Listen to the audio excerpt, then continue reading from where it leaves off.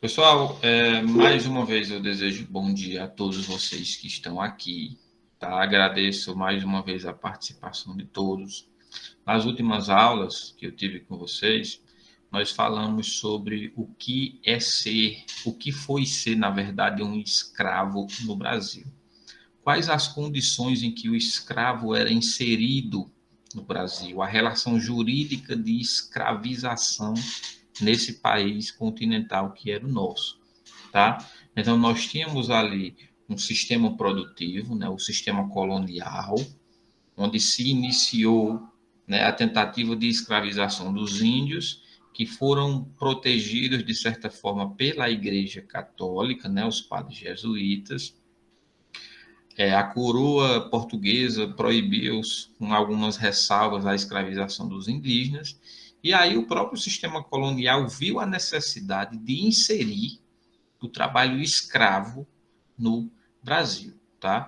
Portugal já havia tido outras experiências de escravização nas Ilhas da Madeira, em Açores, tá?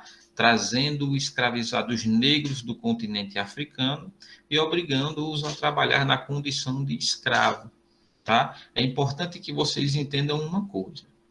O continente africano que nós entendemos hoje, ele não tinha o status jurídico e sua formação como hoje, ok? O que eu estou querendo dizer com isso? Que naquele continente grande, que hoje a gente entende como África, haviam várias tribos diferentes, com líderes com poderes diferentes, né? Tribos que guerreavam umas com as outras, que faziam prisioneiro umas com as outras, e assim se inicia o trabalho escravo. Então, era uma sociedade assim que ainda não tinha se desenvolvido como a europeia, por exemplo. Então, carente de muitas mercadorias industrializadas, carente de munição, carente de fumo, carente, por exemplo, de armas de fogo, carente de cavalos, tá?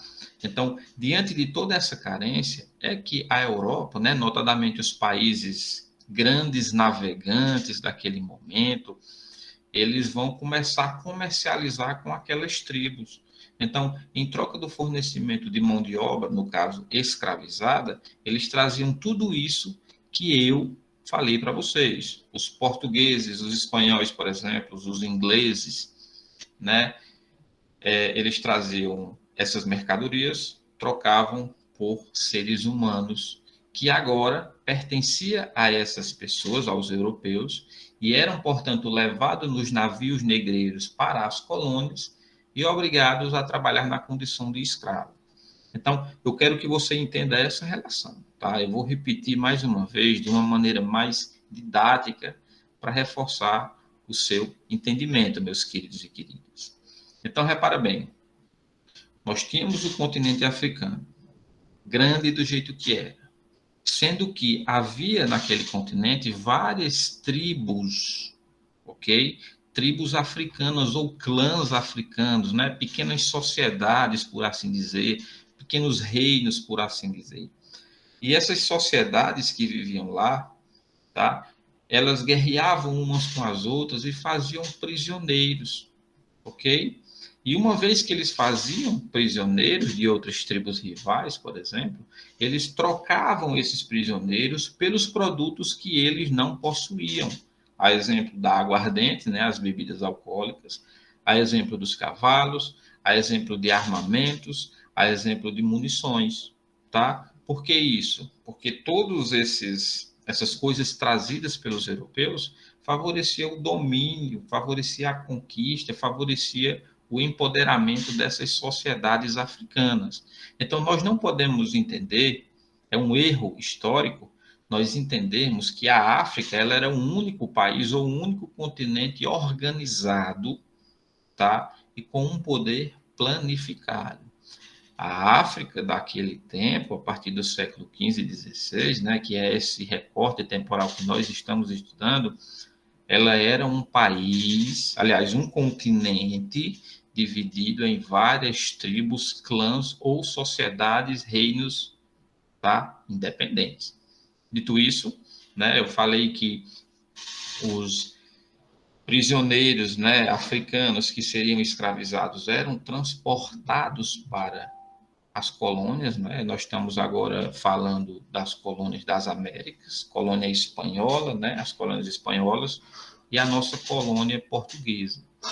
Eles chegavam, eram vendidos, transformavam-se de fato em escravizados, trabalhavam em várias ocupações, e a mais comum era o trabalho rural nos grandes latifúndios. Então, o escravizado iria trabalhar nas fazendas de café, nas fazendas de açúcar, na exploração aurífera, tá? Esses são exemplos, né, de escravizados que trabalhariam, né, na agricultura, na exploração do ouro, ok? E também no comércio, tá? Agora, sim, os escravos que trabalhavam nas zonas urbanas, por exemplo, nas cidades, eles eram escravos de aluguel, escravos profissionais, de certa forma, né? A gente entende que o escravizado, a gente comumente entende que o escravizado, ele só trabalhava na roça, né, no campo, mas nós tínhamos o escravizado que trabalhava onde?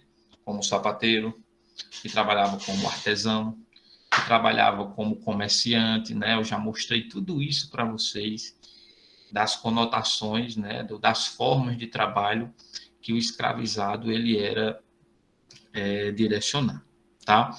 Então, dito isso, pessoal, as formas de resistência eram aquelas que eu disse: o suicídio, né? Só relembrando, a fuga, o assassinato de recém-nascidos, de fetos. Além disso, nós tínhamos a formação dos quilombos a partir das fugas, né, eu já disse. E, por último, a resistência cultural, né, as danças, as comidas típicas, a religiosidade, que nós também não podemos esquecer. Tá? Então, dito isso, né, feita essa pequena revisão das aulas anteriores, bem rápida, só para vocês se situarem no tempo e no espaço, eu vou partir para a nossa aula direcionada hoje, que no caso é o movimento abolicionista. Já estudamos na história do Brasil, tá? Além disso, as famosas crises do primeiro reinado, tá? A formação das regências, as rebeliões regenciais, e agora nós vamos estudar, né, a crise, o início da crise do segundo reinado, partindo, meus queridos, para a abolição da escravidão, ok? Abolição da escravidão ou movimento abolicionista, tá? Por que isso é importante, pessoal? O sistema imperial brasileiro, tal qual nós conhecemos, tá? Ele só foi possível por causa de um apoio cíclico, de um apoio mútuo, tá? Primeiro, quem foi que apoiou a independência do Brasil? Os grandes latifundiários. Não foi o povão, não foi a massa pobre do Brasil. Foram os latifundiários, os grandes donos de terra, os grandes fazendeiros, aquela elite que estava se desenhando no Brasil. Apoiou para manter os seus interesses. E qual é o interesse de uma elite latifundiária? O interesse econômico, baseado na grande plantação, baseada nos grandes latifundiários. Então, nós vamos apoiar, repare bem, a independência do Brasil, nós vamos apoiar a formação de um reino imperial, na figura de Dom Pedro I, para que ele apoie as nossas causas, as nossas teses, que no caso é a tese econômica, mantendo a escravização. Então, nós apoiamos ele apoia os nossos interesses. Quando esse vínculo é quebrado, vocês vão assistir mais na frente que vai ser um dos motivos para que houvesse o golpe militar e se instalasse a República no Brasil. Tá? Então, isso é muito importante para vocês entenderem que a abolição da escravização, ela não foi um ato separado que se construiu apenas no 13 de maio de 1888. A abolição da escravização ele foi uma crise política contínua tá? De um lado, nós temos os abolicionistas, que defendiam o fim da escravização, já que esse era um movimento que acontecia no mundo inteiro, e de outro lado, nós tínhamos aquela elite política, fazendeira, latifundiária, né, que queria a manutenção da escravização ou, em última instância, o fim gradual, tá? Que a escravização ela fosse sendo abolida aos poucos, paulatinamente, sem grandes impactos para o Brasil e nem para a economia. Então, o que nós vamos assistir hoje nessa aula? Como se deu esse processo? Como se deu o processo de abolição da escravização do Brasil. Então, nessa foto vocês já conseguem observar bem, né? Uma pessoa negra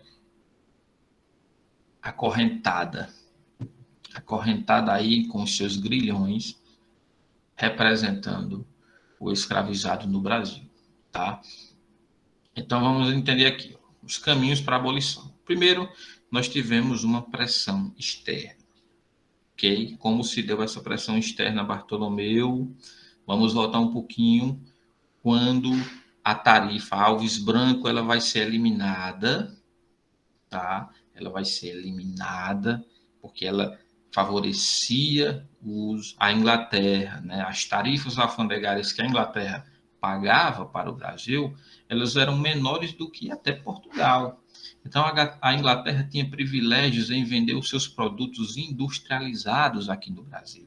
Mas a tarifa Alves Branco, essa que favorecia a Inglaterra, vai ser eliminada. Então, a Inglaterra já vê com maus olhos a relação comercial com o Brasil. E, por isso, ok, começa a desenvolver uma campanha abolicionista, uma campanha de finalizar o trabalho escravo no Brasil. Então, além desse interesse, dessa crise política, tá, a Inglaterra não viu o trabalho escravo como uma forma de rendimento, como uma forma de lucro. Era mais interessante o trabalho remunerado para que a economia se aquecesse, para que os lucros começassem a aumentar. Então, a partir disso, a Inglaterra começa uma campanha para o fim do trabalho escravo, e essa campanha vai resultar, depois de muitas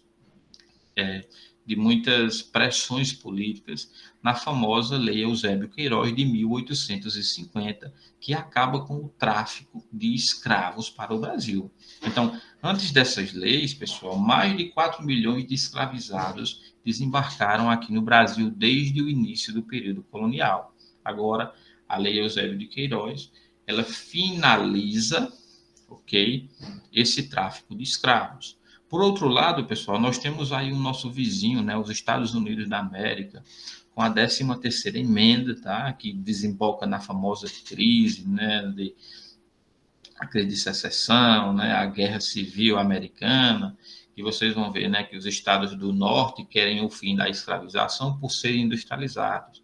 E os estados do sul, que eram estados mais, digamos assim, rurais, queriam a manutenção da escravização. Então, a 13ª emenda vem eliminar a escravização.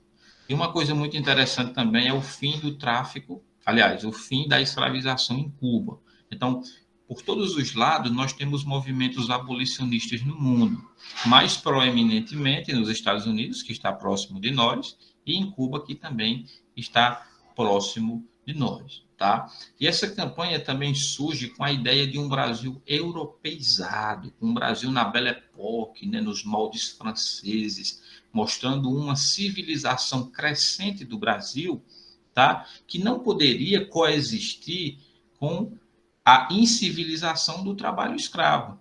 Então, para o movimento abolicionista, o Brasil não poderia se desenvolver enquanto nação civilizada com o trabalho escravo.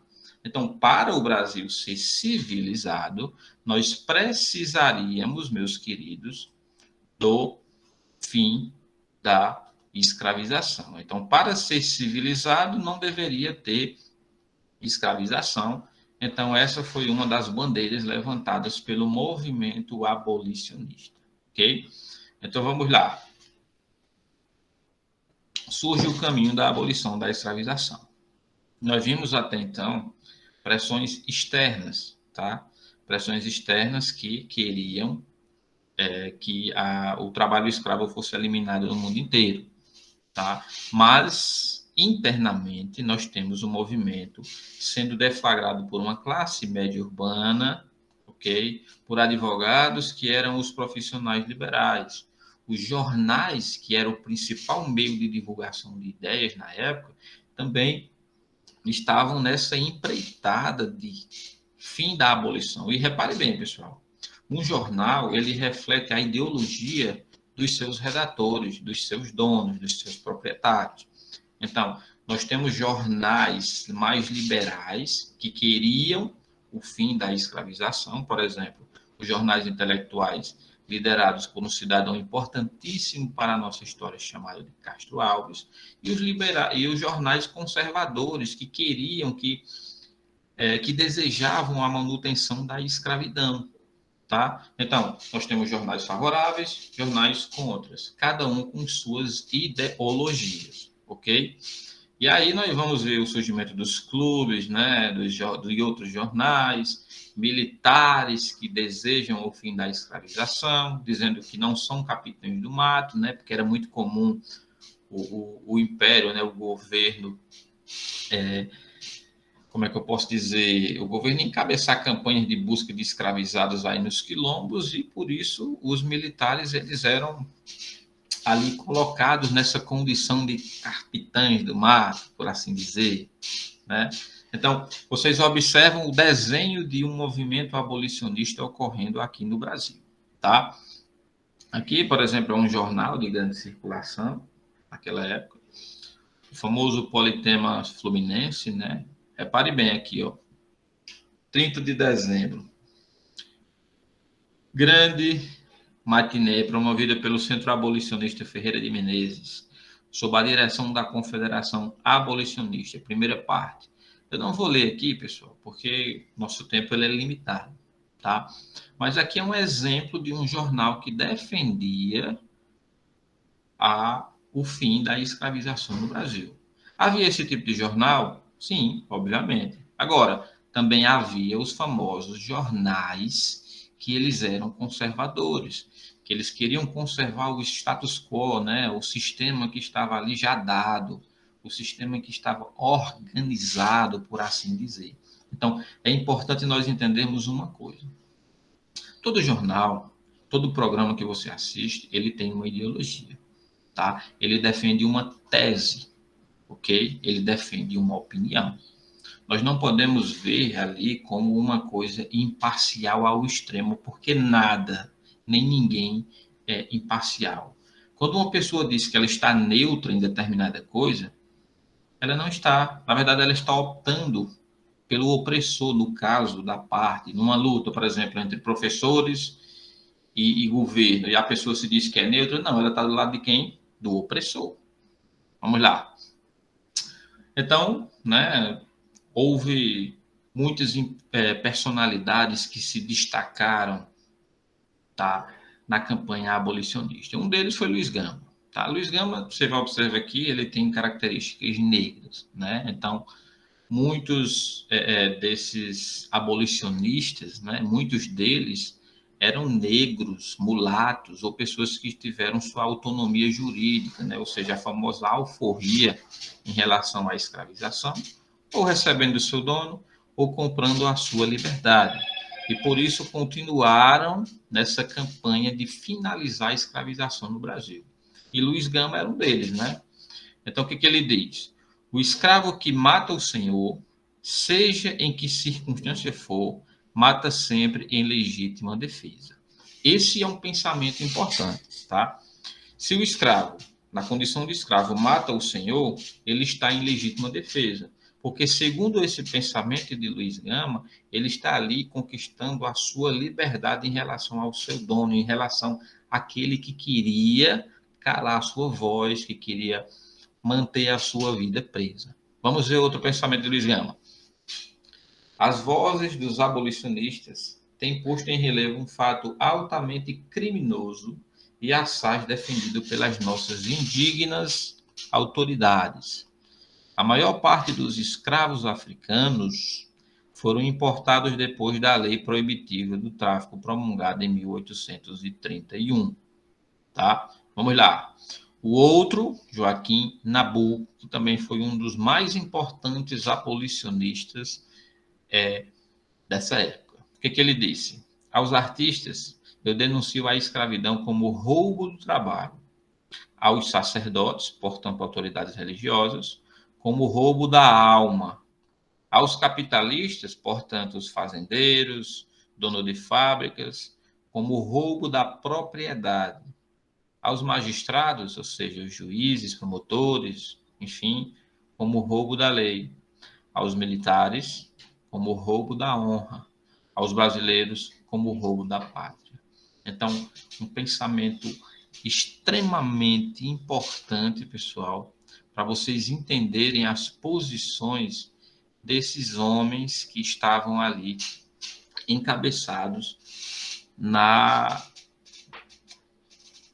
abolição da escravização, tá? José do Patrocínio também, outro importante homem, defensor da liberdade, crítico do escravismo e um importante abolicionista. O que ele diz? A propriedade escrava é um roubo duplo, contrária aos princípios humanos, repare bem, que qualquer ordem jurídica deve servir. Somos um povo que ri quando devia chorar.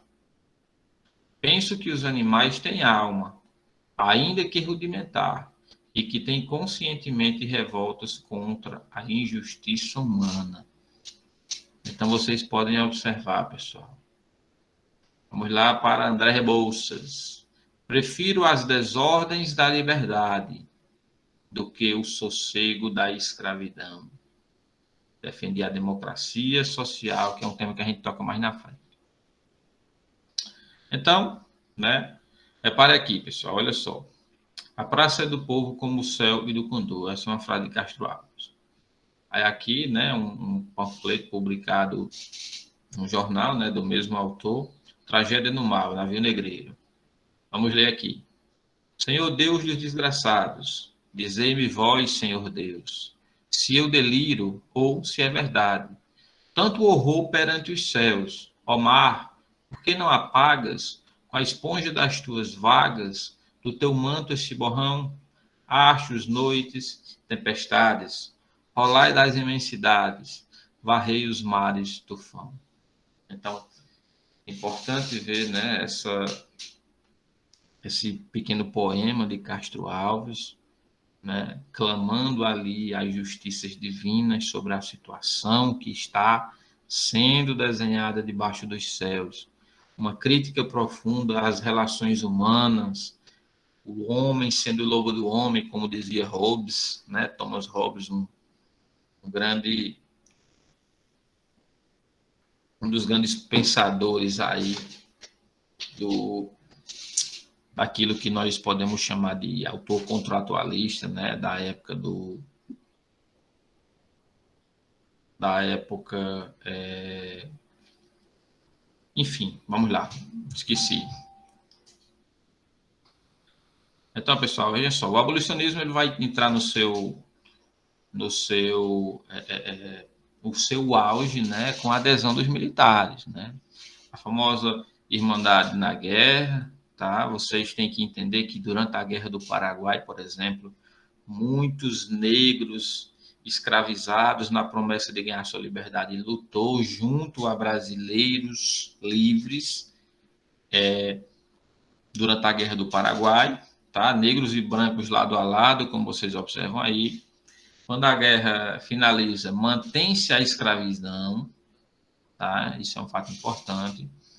E aí os negros soldados vão ser contra a servidão e os militares novamente vão trazer a máxima de que não são capitães do mato. Thomas Hobbes, pessoal, só para deixar claro, ele era um dos importantes teóricos do absolutismo, viu? Lembrei aqui. Então, repare. Só para vocês entenderem mais uma vez que a resistência à escravidão ela foi acentuada já na segunda metade do século XIX, por volta de 1870, por aí, seguindo, ok? 1860, depois do fim do tráfico. Então, fuga dos negros, as fugas, né, a formação dos quilombos, que eu tratei já muitas vezes, tá? A manutenção da cultura afro é uma forma de resistência, e o vídeo das louceiras que eu mostrei para vocês é uma forma de resistência, ok? A capoeira, a dança, a arte, luta, tudo isso é uma forma de resistência. As revoltas, os motins, as greves, a sabotagem aos equipamentos, por exemplo, nos engenhos de açúcar, né? A destruição da colheita, por assim dizer. E aí acontece um fato inusitado lá na minha terrinha, que a escravização ela vai ser eliminada, pessoal, em 1884, tá? Lá no Ceará, o primeiro estado, né, a província naquela época, que eliminou a escravização foi o Ceará. Isso é importantíssimo, né? José Francisco Nascimento, o jangadeiro, Chico da Matilde, Dragão do Mar, eles se negaram, né, a transportar os escravos que chegavam nos navios de outras províncias, já que eles eram jangadeiros, e isso desencadeou uma crise importante lá no Ceará, né, que fez com que o presidente da província decretasse, né, sob pressão, o fim da escravização naquela província. E isso se alastrou por todo o país. Os escravos fugiam das outras províncias, Pernambuco, Rio Grande do Norte e aqui da Paraíba, e iam para o Ceará. Se eles cruzassem a fronteira e chegassem no Ceará, eles se tornavam homens livres, porque no Ceará não tinha, na verdade, escravizados naquela época. Então, no Brasil, a Lei Áurea foi promulgada em 1888. No Ceará, a escravização ela foi eliminada em 1884, ok? Então, aqui nós temos fotos, né, mostrando a resistência cultural dos escravizados. Capoeira aqui, ó, já nos dias atuais, e aqui uma representação da própria dança, né, dos escravizados naquela época. Aqui a resistência religiosa, né, uma religião, uma manifestação de religião de matriz africana, candomblé. Outra forma de resistência, né, que dá água na boca a essas comidas típicas, acarajé, bobó de camarão, abará, são alimentos ligados ao candomblé, tal qual, por exemplo, eu já falei a feijoada, o mungunzá, farofa, todos esses alimentos estavam ligados à cultura africana. E repare bem aqui, pessoal, olha só essas panelas. Elas são feitas de quê, Bartolomeu? De barro. Mesmo barro que as louceiras fazem aqui em Santa Luzia. Então, isso mostra, pessoal, a resistência cultural dos povos africanos até hoje. Muitas vezes você come uma comida, seja fora aí ou em casa que sua mãe faça, e ela aprendeu com alguém, mas é uma comida proveniente de onde? Né? Qual a sua origem? Africana, que foi passada e repassada ali, conforme a história, conforme o sucessivo tempo, né? E herdada e praticada até hoje. Então vamos lá, né? Quais são os caminhos utilizados para abolir a escravidão? A legislação que dava conta da escravização, ela foi lenta, gradual e segura. Por que eu estou dizendo isso? Foi dessa forma, Bartolomeu, que aconteceu? Lenta, gradual e segura? Na prática, sim. Agora, o processo, ele foi acirrado. Porque, de um lado, os abolicionistas pressionando deputados, pressionando o imperador, pressionando todo mundo, e, de outro lado, a elite política tentando ali conciliar, tentando retardar e tentando garantir os seus direitos, né? Porque se você tem, por exemplo, um latifundiário que tinha 100 escravos, ele teria que conseguir ali mecanismos para manter a sua renda, para manter a sua produção e para não ter prejuízos. Então, eles queriam que ela fosse lenta, gradual e segura. E assim, ela foi lenta, ela foi gradual, porque sucessivas leis foram sendo implementadas, e no final de tudo houve a proclamação do fim da escravização, né, através da Lei Áurea, e houve o incentivo, né, de migrações, né, de vinda de pessoas estrangeiras para ocupar o lugar dos escravizados aqui no país. Então, repara bem, primeiro nós tivemos a lei de 1850, Eusébio de Queiroz, que finalizava o tráfico de escravos. Uma vez que essa lei foi promulgada, o tráfico ficou interno, né? As províncias comercializando dentro do país. Comprava um escravo daqui, vendia da lá e assim sucessivamente. Acirrava-se, né, o embate político, e aí, em 1871, foi promulgada a famosa Lei do Ventre Livre.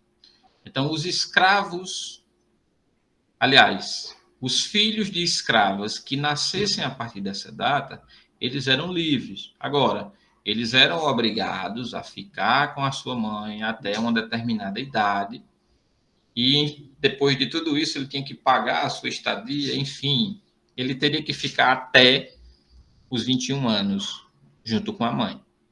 E isso ele trabalhava. Então ele não era de fato livre quando nascia.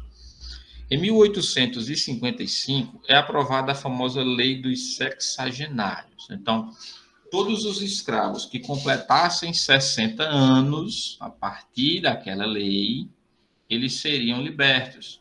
O que não funcionava de fato na prática, e poucos foram libertos, porque 3 anos depois foi promulgada a Lei Áurea. Agora, vocês acham que uma pessoa que passou a vida inteira trabalhando como escravizado, ela viveria até os 60 anos de idade? Ela poderia até chegar, mas dada a situação de trabalho forçado, a carga horária, os maus tratos, a situação em que vivia, ela não tinha uma expectativa que chegasse até os 60 anos. E se chegasse, podemos dizer que ela não alcançaria tanto tempo assim. Então, ela meio que na prática não resolvia nenhum problema.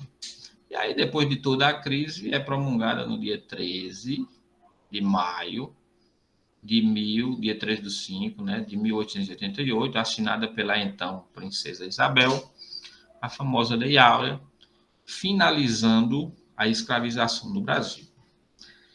Os escravos eles foram libertados legalmente nessa lei, mas o movimento já tinha crescido de tal forma que, na prática, não havia mais escravização no Brasil. Ou se houvesse, era naquelas províncias mais distantes, onde o controle era mais rígido, nos interiores, enfim. Então, repara, à medida que eram aprovadas as leis abolicionistas, o governo imperial perdia apoio de quem? Das elites e escravocratas.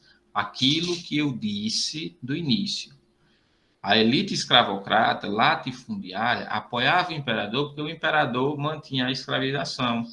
Uma vez que não tem mais o apoio do imperador à escravização, não tem por que a elite política latifundiária apoiasse o próprio governador.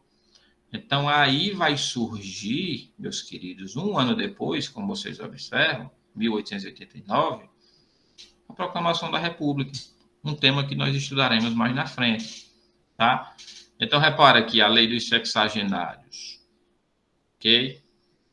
O escravizado acima de 60 anos, a partir de 60 anos, livre. Você acha que ele vivia alguma coisa? Olha só aqui um panfleto, né, do jornal, daqui é no dia 14 de maio, um dia depois da assinatura da lei, e ele aqui anunciando o fim da escravização. Então, repare, a princesa imperial regente, em nome de sua majestade, o imperador, o senhor Dom Pedro II, faz saber a todos os súditos do império que a Assembleia Geral decretou e ela sancionou a lei seguinte. Artigo 1º. É declarada extinta desde a data dessa lei a escravidão do Brasil. Artigo 2º. Revoga-se as disposições em contrário. Então, aqui, pessoal, vocês estão vendo um jornal republicano é a famosa Lei Áurea do dia 13 de maio, como vocês observam aqui, de 1888, colocando fim à escravização no Brasil, tá? Aqui são fotos, né, com a abolição, vocês podem observar aqui a princesa, tá? Aqui, ó, e a multidão aqui ovacionando a princesa. Hoje nós temos na história como se ela fosse a salvadora da pátria, mas ela própria, ela possuía escravizado, tá? Então, quais são, né, para encerrar, as heranças da escravização? Embora eu já tenha dito na aula, tá? Preconceito na forma de racismo que existe, um abismo socioeconômico que nós vamos discutir em outra aula, tá? Por que os negros são pobres e não têm e têm poucas oportunidades no país, enquanto os brancos, em sua maioria, são eles que ocupam os principais cargos estratégicos. A formação das favelas e periferias, as prisões onde nós temos mais negros, pretos e pobres do que brancos, a depreciação do trabalho manual, a naturalidade, né, o sexo empregado, enfim, a média salarial de brancos sendo maior do que os negros, são questões que nós analisaremos em aulas posteriores. Ok, meus queridos?